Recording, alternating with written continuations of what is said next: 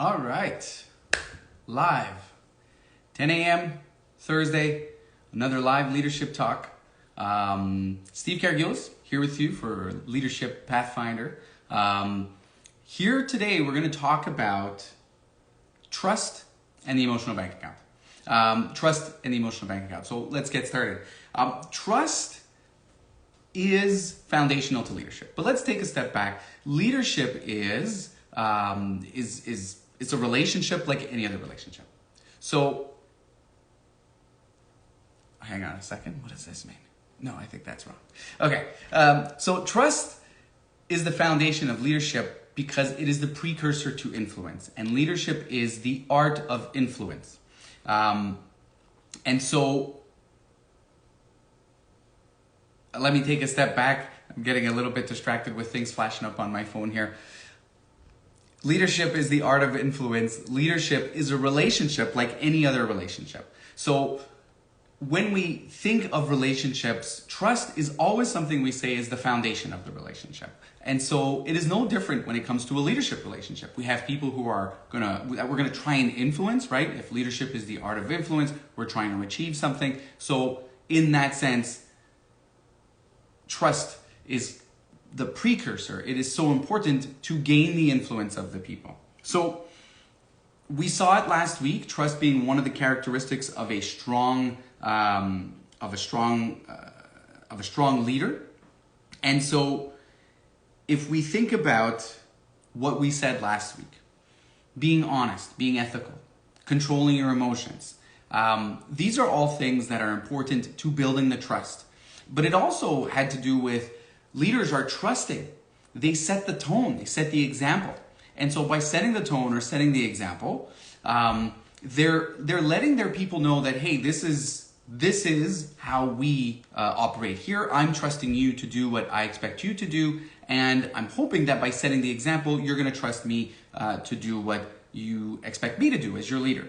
And of course, that is to be honest, ethical, control their emotions, treat people with respect and dignity. And so with that, you get that two-way street.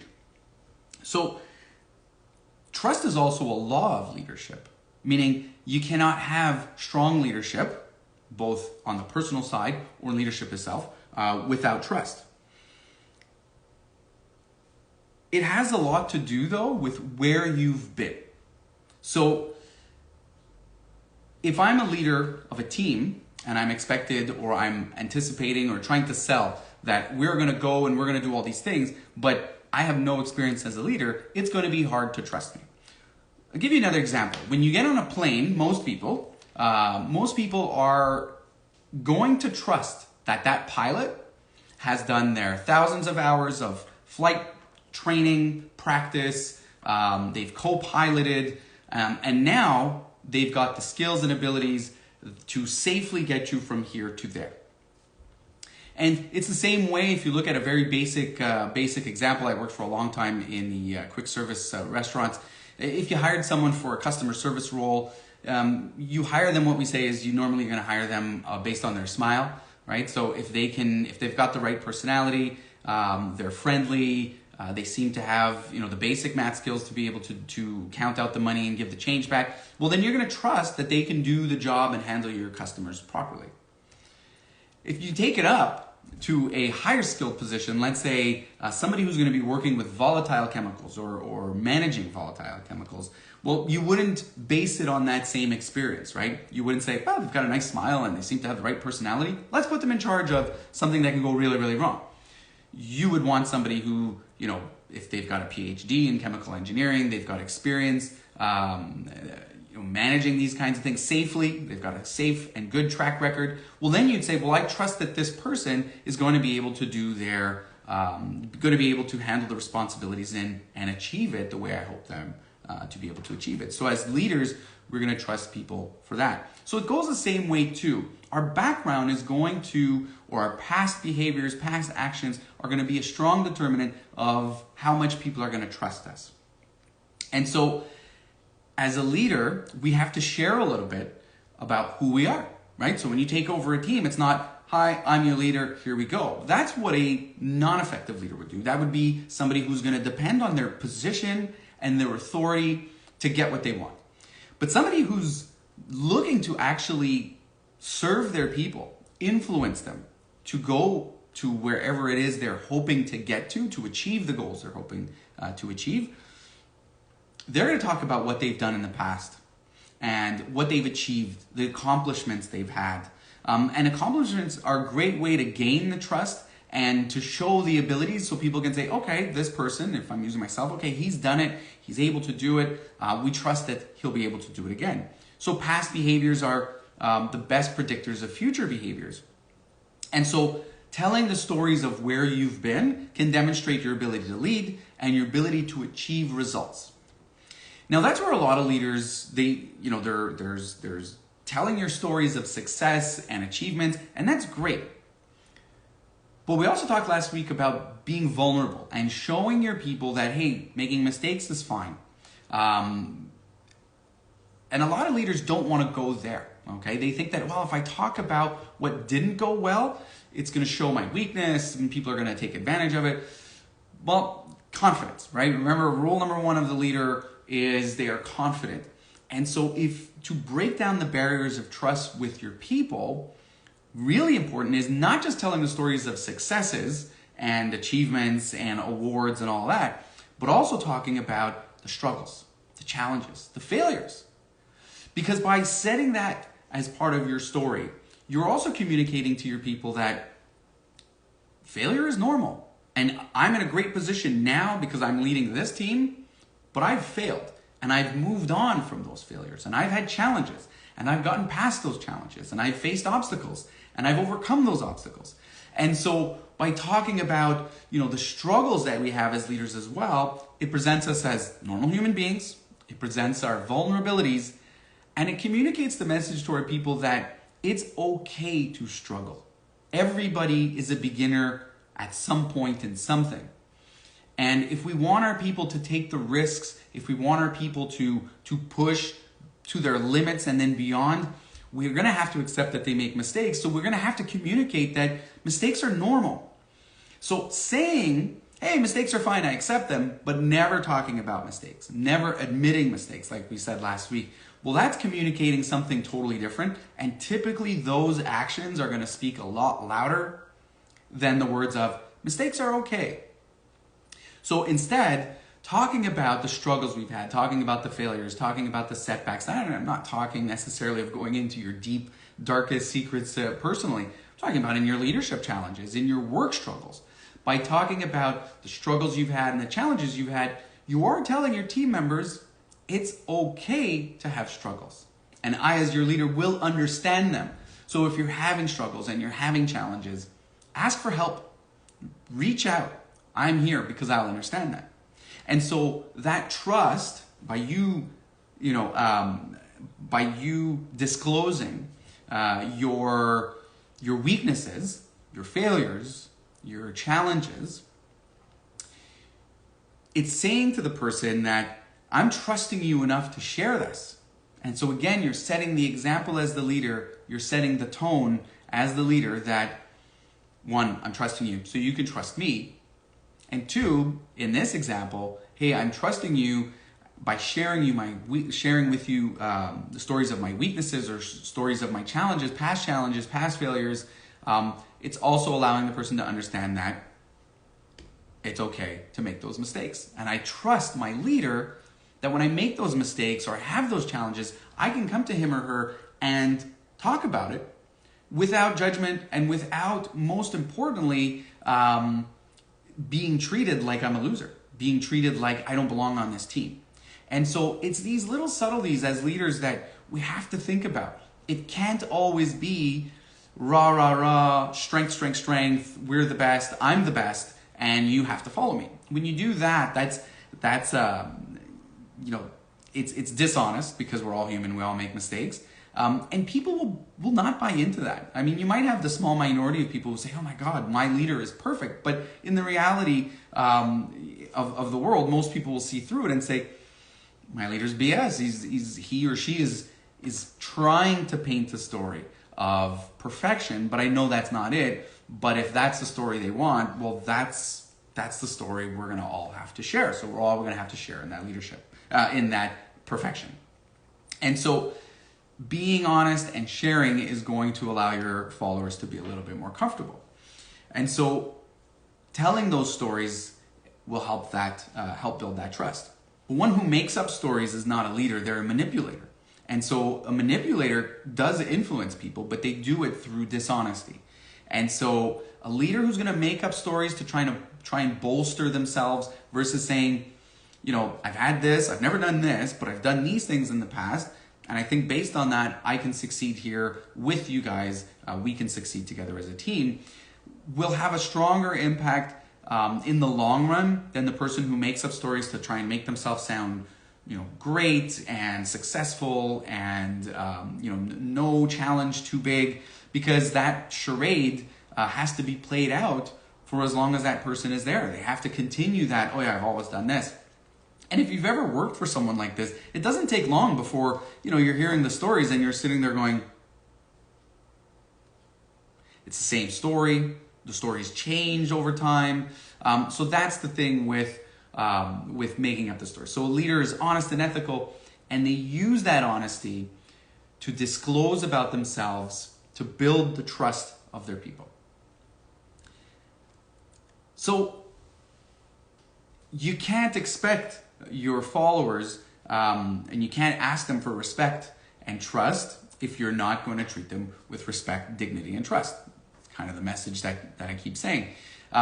So in reality, if you're being considerate and empathic, you treat your followers with respect, you treat them right, they'll be more likely to give you what you're hoping they can give in order to achieve your objectives.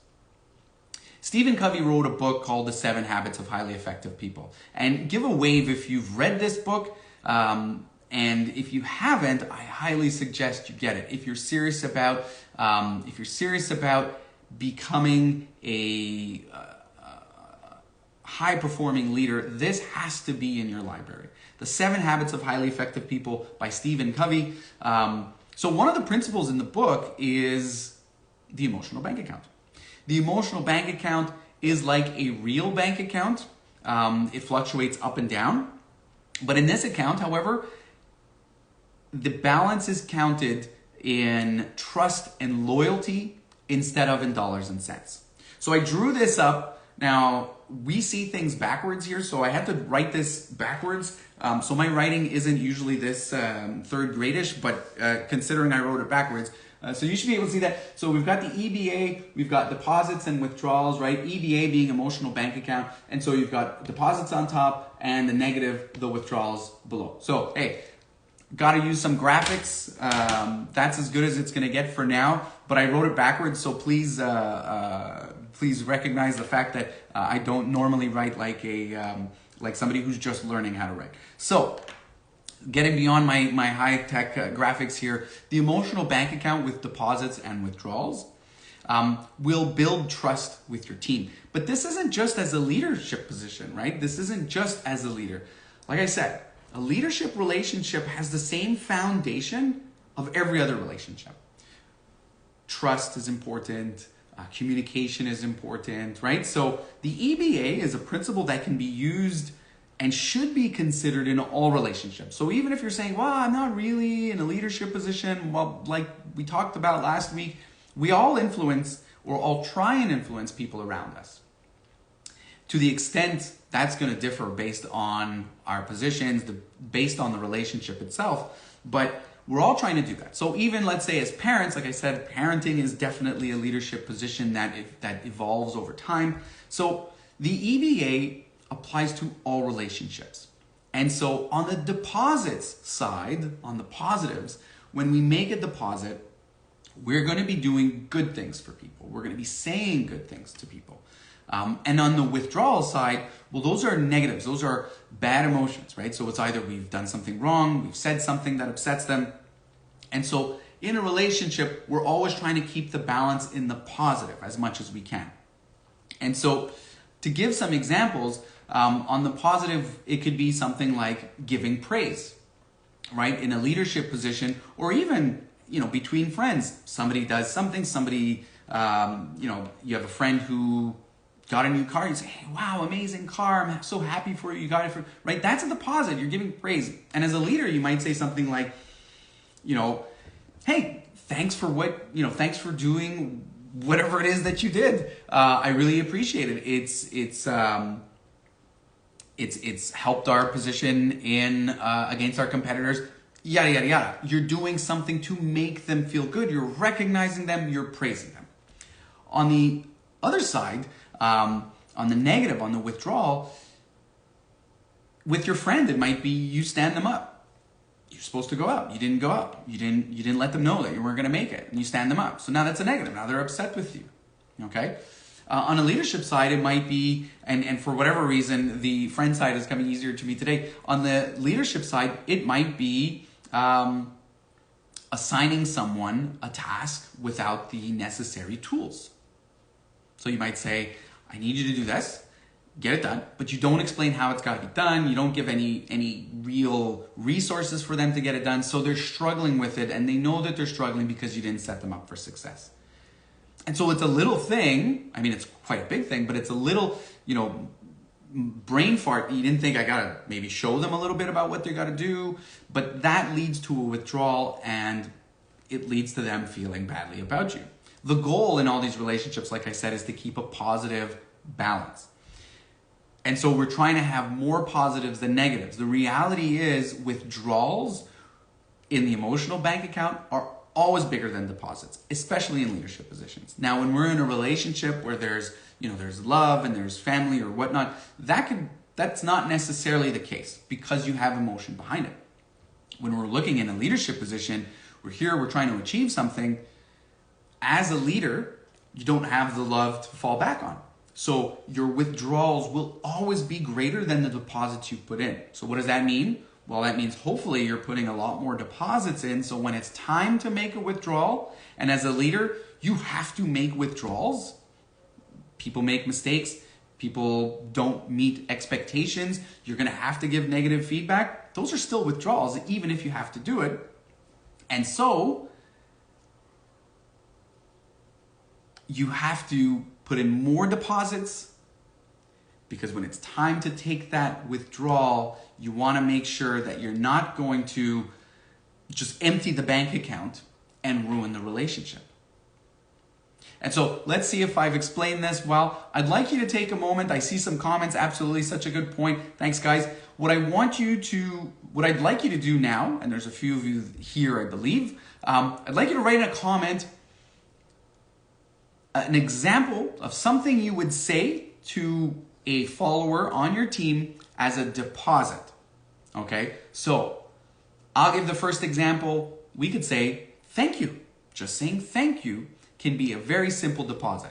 So go ahead and put in a comment of what is an example of something you can say to someone or something you can do to make a deposit in their emotional bank account.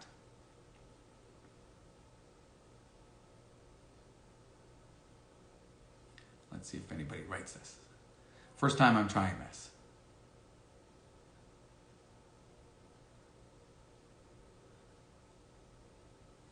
I don't know how much of a delay there is here. So one can be, like I said, thank you, showing appreciation.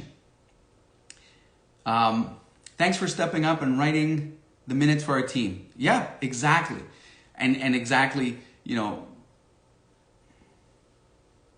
for our team meeting. Thank you for picking up the extra job that wasn't getting done. I truly appreciate it. Absolutely. So those are two really good examples of showing appreciation. And it's so important. I've worked with managers who say, well, I don't say thank you for them doing their job. Well, why not? They could choose not to do their job. It's like, yeah, but I could fire them. You could, but you would have to do that. Thanks so much for the great work on Project X. It created momentum for the team. Yeah, exactly. So again, showing that praise, and I like how all of you have tied in more detail, right? It's not just thank you. Thank you for what?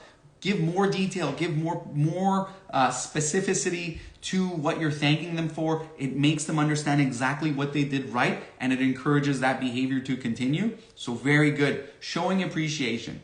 Here are some other deposits that we often don't think of. Showing patience. Showing patience is a huge huge deposit in the emotional bank account. When you hire someone, you put them into a position, or you're teaching somebody something new, and you show patience for their learning. You show patience for that learning curve, for that adaptation. That's a huge emotional deposit, because it's saying, I get it, you need to, we need to get things done, but I understand that you need to adapt, that you need to get better. So showing patience. Offering help is a huge deposit. And think about that in any relationship, right? Somebody's like, oh, I'm moving on Saturday. Nobody likes helping anybody move, but you know what? Hey, you want any help? Do you need any help? I can come and help. I've got a few hours I can spare on Saturday, right? That's on a personal side. But in a work setting as well, got a new task. I see you're really busy. Can I help you on anything? Or can we get you any help to do this? And I'm the type of person who's like, I've got it. Like, I like being busy. I like having that pressure. But the offering of, I can provide more, I can help you if you need it, makes you feel like this person cares. This person wants me to succeed. And so that becomes an emotional deposit. Showing interest. Hey, how are you? It sounds so basic, but asking your people, asking your friends, family, your employees, your followers on your team, just how are you doing? Or how's it going? Hey, you're doing this new thing. How's that going? Showing interest in people is a deposit, because everybody likes to talk a little bit. Everybody wants to share what they're doing. So when somebody actually shows interest in what it is you've got to say, it makes you feel good. So that emotional bank account deposit, showing interest, making them feel important. And then public recognition is another one, right? When somebody does something well, it's good to tell them thank you and show them praise, but it's also good to say it in front of everybody, hey, I'd like to share with everybody the great work that Mary did on this project. I saw her here at night, always working extra to get this done, and she really stepped up and achieved far beyond the expectations. So I want to take a moment to recognize her in front of everybody. So that public recognition. And I know that some people say, yeah, there's some shy people and they don't really like that. But even there, I think they don't like that attention. They don't like that spotlight, but it still feels good. It warms up the heart to be recognized publicly in front of your peers for the efforts that you've put in. Now let's get on that other side of the ledger. Damn straight, I'm awesome. Yes, you are. Thanks for being awesome. Let's get on the other side of that emotional bank account, the withdrawals. So I'd like you to take a few seconds. Anybody who's here, give me an example of a withdrawal that you can do in someone's in somebody's emotional bank account. So affecting the balance negatively. What are some things that we do either as friends or as more importantly as leaders? But again, it's a relationship. The things we do will often transfer from one to another. So what are some things that you can do that would negatively impact the emotional bank account? And I realize if you're on your phone, it can take some time to write out a message.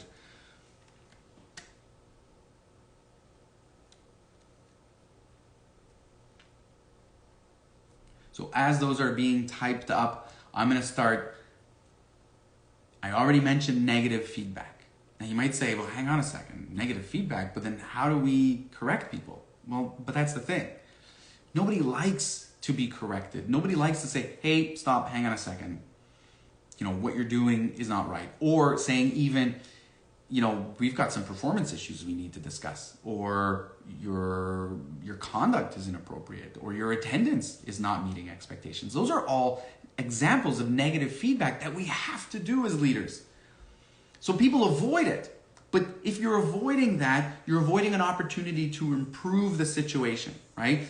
Goal always has to be maintain the relationship, but solve the problem. So we have to do the negative feedback. And now you can understand that, shit, if I got to do this, then I have to have a positive balance. Because if I don't have that positive balance, that's when I start to avoid the negative. Because I worry, if I do this, what if they quit? And I hear this more and more from managers today that are lacking, they're lacking employees. I can't correct them. Because if I correct them, maybe they'll quit. Maybe. But do you have confidence that you've built that emotional bank account enough so that when you give the negative feedback, when you correct them, appropriate, obviously, with tact, obviously, but when you do that, you're not going to wipe the balance completely? Well, if you're worried about that, you've got work to do as a leader. You've got more positives to find. And so some examples, I've noticed that your work has been lacking, incomplete lately. You need to bring this up to standard. Yeah, being straightforward and direct. Publicly saying, hey, Steve, can you tell me what went wrong on this project? Yeah, so publicly. So I like the first one. So the first one is not publicly, even privately. That's that negative. It's negative feedback. It's that corrective conversation that we're going to need to have because there's a performance issue. Those are not comfortable conversations. But if I've been making the work, I've been putting in the work to build the bank account, I don't have any issues having that conversation. Publicly correcting someone, saying, hey, can you tell me what went wrong? And this goes with anything, right? Publicly correcting your spouse, for example, can be, that's a very negative, a big withdrawal, right? So it's the same thing with employees. You don't publicly correct. I've noticed that it's taking you longer than usual to complete your tasks. Is there anything I can do to help you get back on track? So I like that one because you're balancing there. You're balancing. That's great, Cristiano. You are giving the negative, but you're adding is there anything I can do to help you? And that's the thing. Obviously, we're going to look at that in a subsequent session. Feedback is supposed to be both. There's going to be that negative part, but in the end, as the leader, we're there to serve and we are there to help you succeed. So I'm going to tell you we've got a problem because I see it and we're going to discuss that. And hopefully you're also seeing that there's a problem. But we got to get to the solution. And the goal in the end is solve the problem, maintain the relationship. So thanks for the examples. A few more examples of withdrawals on that emotional bank account. So we've already looked at negative feedback and public correcting. So the negative feedback, absolutely necessary. You have to do it. And that's why you need to build the positive balance. And like Cristiano just showed, if you take a negative and you can also add in the positive, you're already making that withdrawal having less of a negative impact on the balance. Publicly correcting, publicly scolding. I mean, scolding in general, we're all adults. We should never be scolded by our employers. Having no empathy is another one. Somebody who's struggling in something or, somebody who, whether it's at work or not, whether it's about the team and what you're doing or not having empathy for their situation, being just cold can let people, it's a huge withdrawal and it can make people really become detached from you. And that's not what you're trying to do. You're trying to build that relationship. Dishonesty, huge. If you lie about anything, that's obviously going to be a negative. It's going to be a withdrawal. I've already mentioned this one before. Giving an assignment without the necessary tools, without the resources. And by tools, it's not just the physical tools. It's that I give you the knowledge, that I give you the training or whatever was necessary so you can understand what you need to do and how to do it. So you had the knowledge, skills, and abilities to achieve it and succeed. As leaders, often in businesses, people are assigned the task and provided absolutely no resources and then scolded for not completing it. So it's just withdrawal after withdrawal. And my personal opinion on why I'm doing all this in terms of leadership is I feel that is why we're at a point where employees are not loyal. They're not loyal and they don't want to be loyal because they've been mistreated by management. And until as businesses and organizations, we realize that the better leader who actually cares or the better organization that actually cares for their employees are the ones that are going to win. And so setting our people up for success, providing assignments, but giving the adequate tools, that, if we give the adequate tools, they're going to feel that that's a deposit that you're trying to set them up. But if you're assigning them and you're kind of leaving them in the lurch, you're not giving them the tools, you're letting them just, hey, figure it out. But it's not a figure it out and because we want to see what you're going to do and whatever the results are, it'll be a learning experience, but rather figure it out, but you better succeed. Huge withdrawal. And then one that last week we saw rule or characteristic number 2 of a strong leader was being in control of your emotions. So losing that emotion, being abrupt, rude, being curt, I think those are the 3 big ones. If you're any of those to your employees, obviously it's a negative. It's obviously a withdrawal. And so that is what the emotional bank account is about. It is fundamental to leadership, because leadership, which is the art of influencing people to achieve a common objective, to get that influence, you need trust. Trust is that precursor to influence. And to build that trust, you need to have an understanding and you need to manage the emotional bank accounts of your people.